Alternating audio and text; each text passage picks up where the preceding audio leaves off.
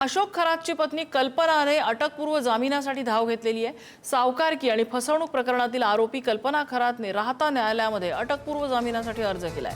4 April रोजीच कल्पनाच्या वकिलांनी हा अटकपूर्व जामिनाचा अर्ज दाखल केलेला आहे। 10 एप्रिल रोजी यावर सुनावणी होणार आहे।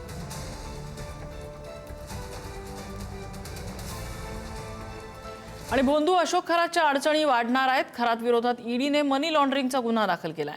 खरातने केलेल्या आर्थिक गैरव्यवहाराचा ईडीकडून तपास सुरू आहे। नाशिक पोलिसांकडून ईडीने अशोक खरात प्रकरणाची सगळी कागदपत्र मागवून घेतल्यानंतर हा गुन्हा दाखल केलेला आहे। भोंदू अशोक खरात प्रकरणात नवी माहिती समोर आली आहे। एका बिल्डरचा 300 कोटींचा व्यवहार संशयाच्या भोवऱ्यात आहे। खरातच्या मदतीने मोठ्या जमिनी लाटल्याची शक्यता आहे। नाशिक आणि पुण्यातील 5 जण हवाला रॅकेटमध्ये असल्याचा संशय आहे। Mobile chats, voice notes, audio क्लिप्समधून धक्कादायक पुरावे समोर आलेले आहेत। आशीर्वादाच्या नावाखाली हवाला मार्गे पैशांची देवाणघेवाण होत असल्याचं सुद्धा समोर आलेलं आहे।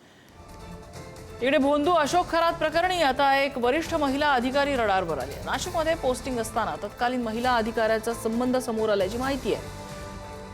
संबंधित महिला अधिकाऱ्याकडून प्रशासकीय पातळीवर अशोक खरातला मदत केल्याचं बोललं जातंय। त्या बदल्यात अशोक खरातने आपलं नेटवर्क वापरून त्या महिला अधिकाऱ्याला हवी ती पोस्टिंग मिळवून देण्यात मदत केल्याचं कळतंय। ही महिला अधिकारी आणि अशोक खरात यांच्यात आर्थिक देवाणघेवाण झाल्याची माहिती आहे। भोंदू बाबा अशोक खरातचं शिर्डी कनेक्शन समोर येत आहे। शिर्डीमधील माजी नगराध्यक्षाचं 10 ते 12 प्रतिष्ठित पदाधिकाऱ्यांना एसआयटीने चौकशीसाठी नोटीस बजावल्याची माहिती समोर आली आहे। भोंदू खरात पदाधिकाऱ्यांना नाग दाखवून कसं जाळ्यात ओढायचा, तसंच एसआयटी चौकशीत काय घडलं याबाबत माजी नगराध्यक्ष कैलास कोते यांनी माहिती दिली आहे। कारण मी चिकित्सा ते खड्याची किंमत तेवढी नसल्यामुळे मी त्यांना सांगितलं की माझी घेण्याची इच्छा नाही आहे। मी ते काही खडा घेतला नाही। त्याच्यानंतर मी एकदा दोनदा ऑफिसला गेल्यानंतर त्यांनी सांगितलं का मी तुम्हाला घरी येऊन काहीतरी असं वेगळं काहीतरी दाखवू शकतो। त्यांनी एकदा नाग दाखवण्याचा प्रयत्न केला होता, तो पण मला त्याची सत्यता वाटली नाही। कारण बऱ्याच वेळेस अशा गोष्टी या मनाला पटत नाही।